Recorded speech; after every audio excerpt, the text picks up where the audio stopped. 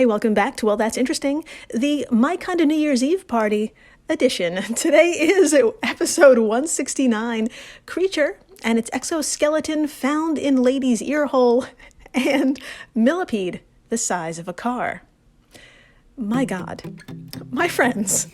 Look, we're a special bunch. For the mere average person, today's topics would evoke disgust or maybe a blank, silent stare, like a deer in headlights, as they try to comprehend either of these situations. But us business geese? No. We hear shit like this and we do recoil, but we recoil forwards. If that makes sense. I guess it doesn't. What I mean is, we want to know more. And y'all have been wanting more for the past 3 years, and I can't say thank you enough. Thank you. And as we faceplant into 2024 together, I can't wait to bring you what that year has in store. No one knows exactly what will happen, but I have a feeling, whatever it is, it's going to be weird. And it'll be my goddamn honor to tell you those stories. Speaking of bizarre, in the first half of the show, an article from the New England Journal of Medicine that went viral back in October. Maybe you remember it, maybe you saw the headlines or watched a posted video of what we're about to cover. If you have, you'll still want to stick around because this is going to be the deep dive no one asked for. A woman in her mid-60s heard clicking and rustling sounds in her left ear for days. And when she finally made her way to a clinic for help, turns out a very tiny, and dare I say, cute critter had taken residency in her head. Now, what species, how doctors got it out safely, and more importantly, does this happen often? And if so, to fucking who? Shall be revealed. I just had to know personally, and now you're gonna know. Then after the break, an ancient creature no one asked for. My friends, here's a few fun facts about modern millipedes. Okay, they're not insects. I know, surprise. They're actually more closely related to lobsters. Lobsters. Shrimp and crayfish.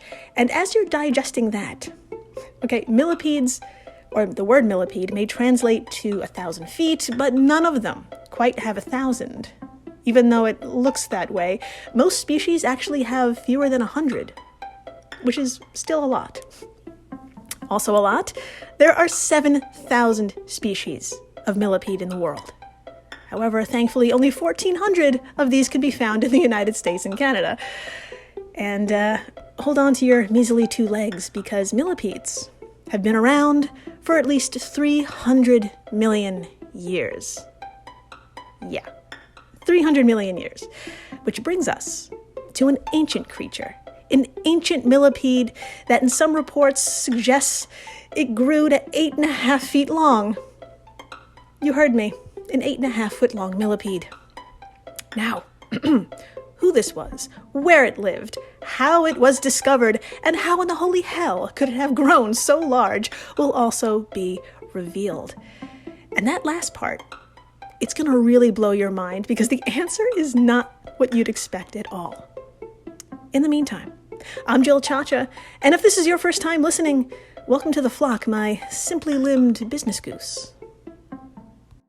To begin, I've said it before, and I'll say it again. The universe is funny. Sometimes it takes weeks or even months to see the humor in things, but when the trauma subsides, you get a chance to revisit an event with clear eyes. And when you do, holy shit, you just might laugh. I think this story is a great example. When I got over the headlines and really paid attention to the cast of characters involved, I chuckled. And hopefully the patient involved has laughed about it by now as well.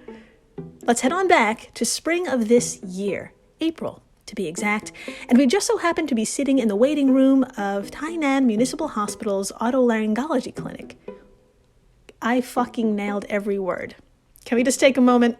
That was great. Okay, now, for my fellow geographically challenged Americans, you may be wondering where this is. And being that our healthcare is pretty much crap, you're probably wondering what in the holy hell an otolaryngology clinic is. Don't worry, I've got you. Everyone, please imagine China. Thank you. Now, if you will, point to the southeast corner.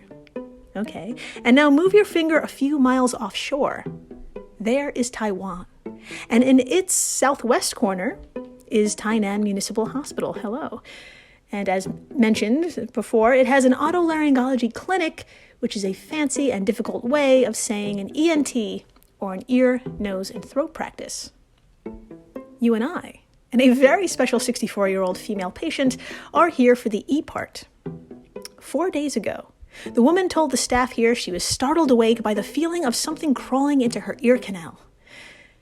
Yeah, that's like the opening of a horror flick for sure. And like any good horror flick, what follows directly after is nothing.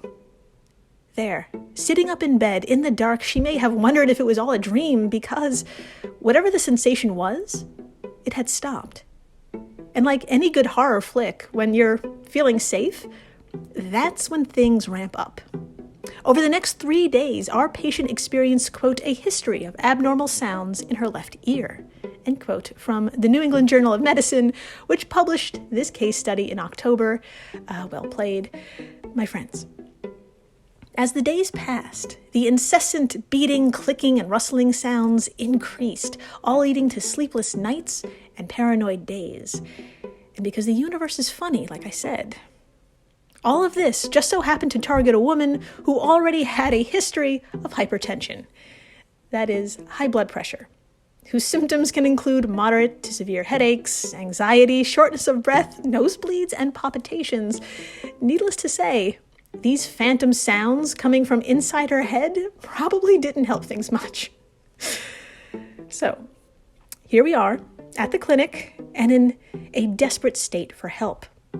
And the doctor present to answer this call just so happens to be named Dr. Wang. Yes, I am serious. Dr. Tenqing Wang, MD. And I'm happy to report that this is not Dr. Wang's first rodeo. I am a professional. This is what I do. For you see, my mesmerizing business goose, Dr. Wang has heard of these symptoms before.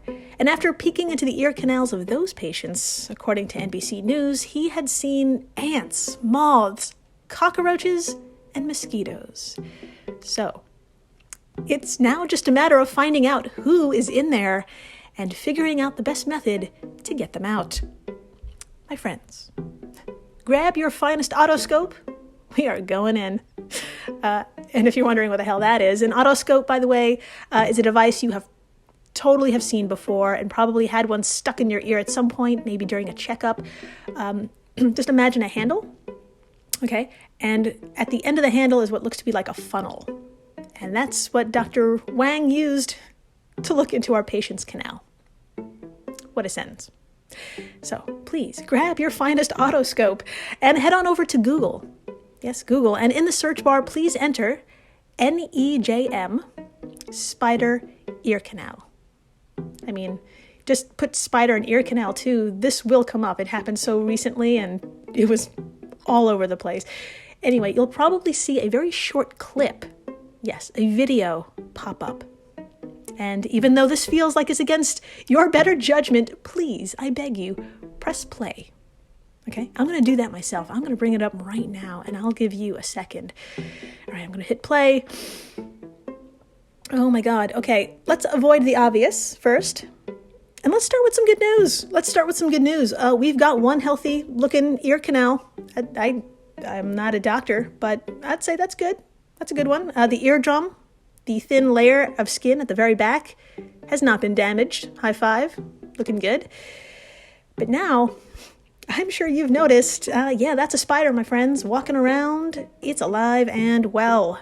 And I bet you have a few questions like, why, God? Why? And how are you going to get this out?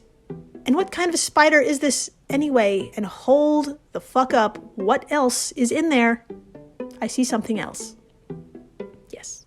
All great questions. Let's start with who our visitor may be. My friends, the aptly named journalist Beth Mole of ARS Technica, Beth Mole of ARS, which is either you say the letters or it's Ars Technica. This episode, Beth Mole of Ars Technica reached out to two jumping spider experts. I'm sorry, I already gave it away. Two spider experts who believed, quote, without a doubt, this spider belongs to the family of jumping spiders. The giveaway is the family-specific arrangement and size ratio of the eyes, said Martin Neifler, a senior lecturer in zoology at the University of Basel. He said to Beth Mole, to Ars, over an email. Now, specifically, this family of spiders has large median front eyes, which can be seen when it looks directly into the camera. End quote. Yes, my equally adorable business goose, this curious little spider knew it was time to shine. Just 5 seconds into the video, the spider walks over, looks into the camera like, oh, hello. Welcome to my apartment. Won't you come in and see what I've done with the place? Like, I hate to say this, but it's cute for a spider. Now, if you don't want to watch the video, I'll have a screenshot of this moment on our social media stuff. But, you know, if I need to describe it to you, it's just got cute large eyes and a tiny fuzzy body. Like if Pixar squeezed out a spider, this would be it. You know what I mean? Okay, now, speaking of what it did to the place, what that crumpled heap in the corner is, in the back by the eardrum, it kind of looks like another spider, doesn't it? Well, good news, it's not. It's merely the exoskeleton of this spider, which means it grew and shed in her ear. That's all. Quote, Neifler speculated, based on its small size, 2 to 3 millimeters or 1/10 of an inch, and the fact that it shed its skin, that this may be a juvenile spider. Jerry Rovner, a biologist at Ohio University, agreed that it appears to be a tiny juvenile.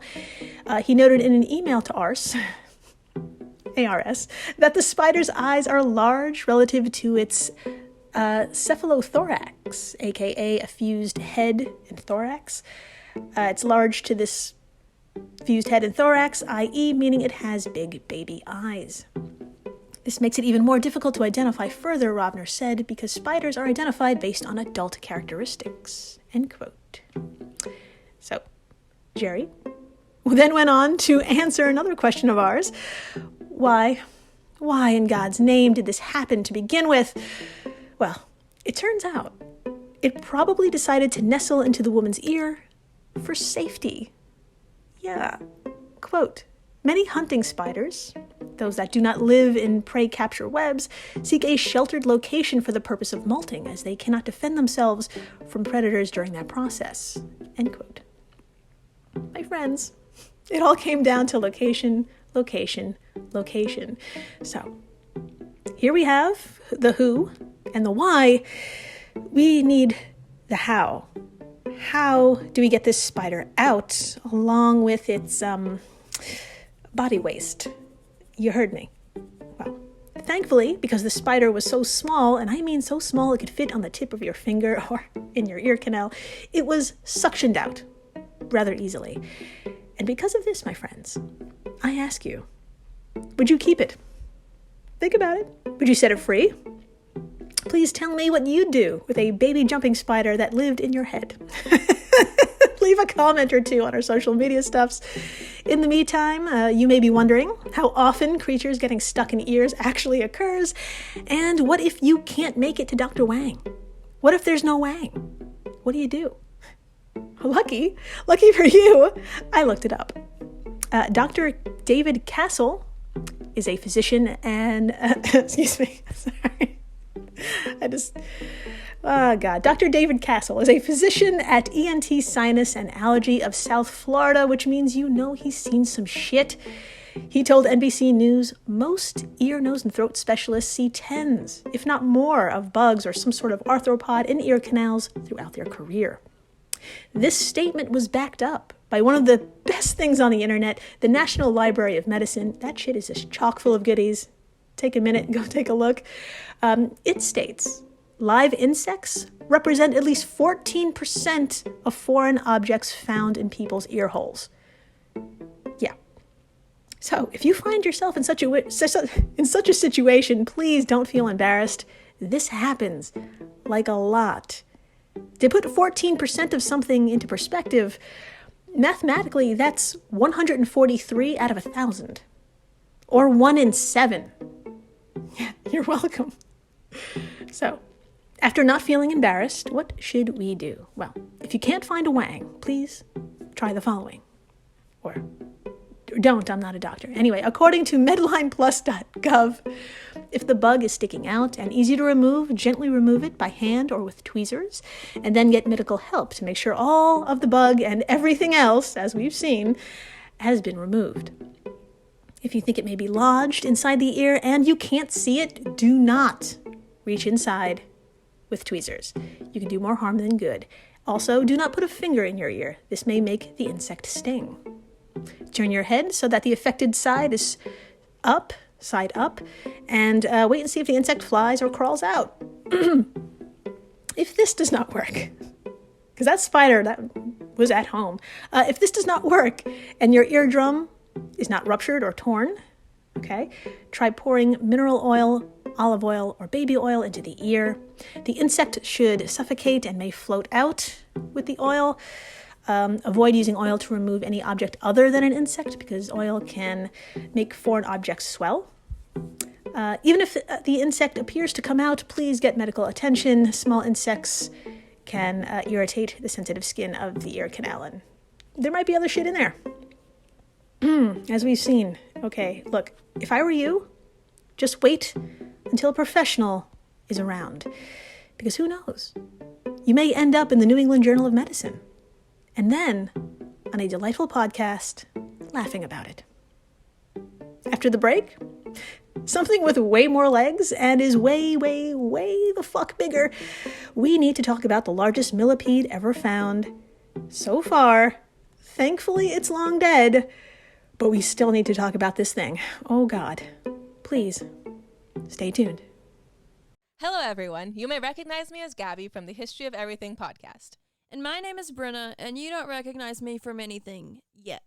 Together, we're two scientists who explore all of the weird little questions and conspiracies of the universe in our new podcast, Mystery of Everything.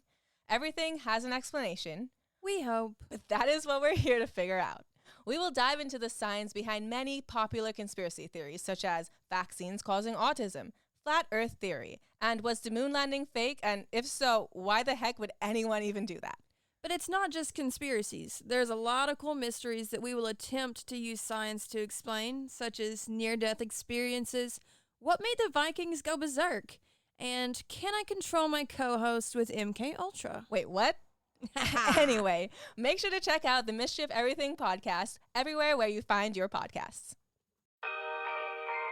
When Johann Rall received the letter on Christmas Day 1776, he put it away to read later. Maybe he thought it was a season's greeting and wanted to save it for the fireside. But what it actually was a warning, delivered to the Hessian colonel, letting him know that General George Washington was crossing the Delaware and would soon attack his forces. The next day, when Rall lost the Battle of Trenton and died from 2 colonial Boxing Day musket balls, the letter was found, unopened in his vest pocket. As someone with 15,000 unread emails in his inbox, I feel like there's a lesson there. Oh well, this is The Constant, a history of getting things wrong. I'm Mark Chrysler. Every episode, we look at the bad ideas, mistakes, and accidents that misshaped our world. Find us at constantpodcast.com or wherever you get your podcasts.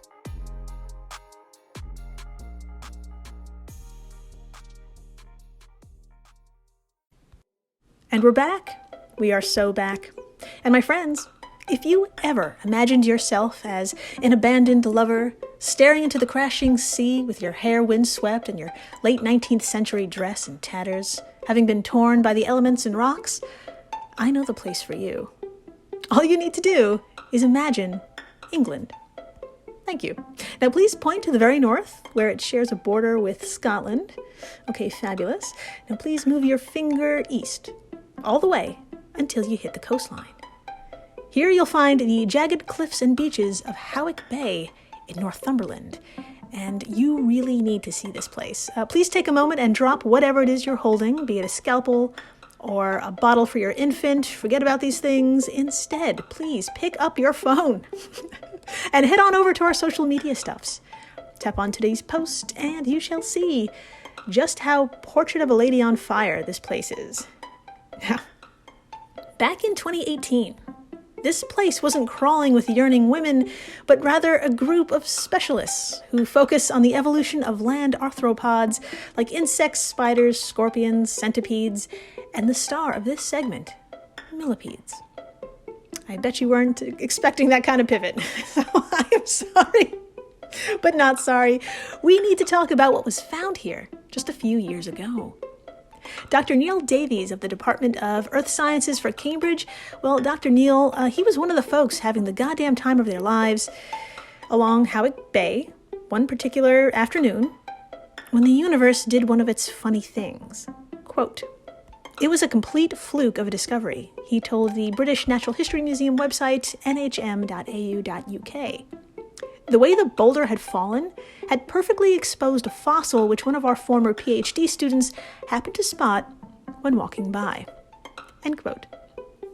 Yes, my friends, I hope you still have our social media stuffs open on your phone because you're gonna want to swipe past Howick Bay and just check out the astonishing find this group just stumbled into.